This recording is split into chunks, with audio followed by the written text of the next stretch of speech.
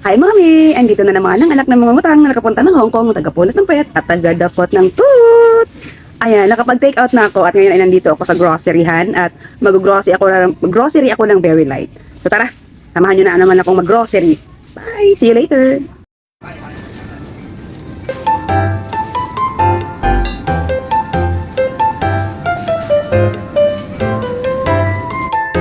Ayan, nakapag-take out na at nakapag-grocery na. So tara, see you sa bahay!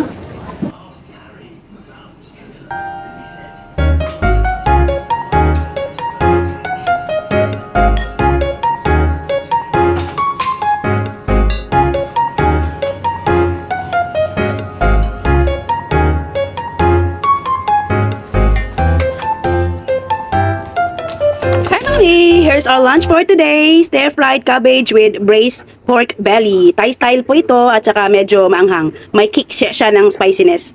So tara, pakainin na natin si Lola at gutom na yun. Hello po, good afternoon sa lahat. Ito na naman kami ni Lola sa aming lunch for today. Hi! Good afternoon. Hello? Hello, Sikfan. Sikfan. Ayan. Kumakain na. Kakagising lang yan. Anong oras na? Mga 11:30. Ayan. So, ang ulam namin ngayon ay cabbage na may pork belly. Ayan. Ano to siya? Thai style. At meron din ako milk tea. Ice milk tea. Magandang panahon ngayon. Mahangin. Ano na talaga siya? Ito na talaga yung autumn feels. Fall na ang season. At dahil fall na ang season, i-ready na ang mga lotion dahil dryness, overload na naman ang katikati natin.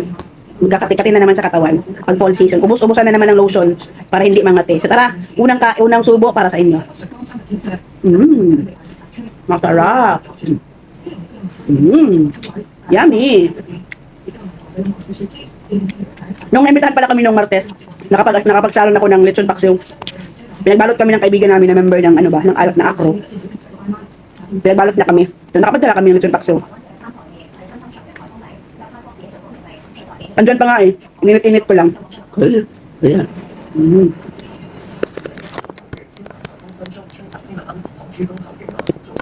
Ah. Moya. Mabait yan ngayon. Nasa mood kumakain. Hindi niya, minsan kasi, sinujuice out lang niya.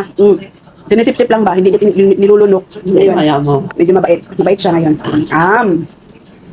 So, ayun. So, kayo ba? Ano bang lunch nyo dyan? Anong lunch for today ninyo? So, kami ni Lola ay kakain na muna kami. Ayan o. Cabbage with pork belly. Thai style. Bye! Ingat po kayo lagi. Bye. Oy, she wants to say bye-bye. Bye-bye. Oy, bye-bye. Good? Bye. Goodbye. Bye. Goodbye. See you? Yes. To? Tomorrow morning. See you tomorrow na naman daw. Bye mga mi. Ingat palagi.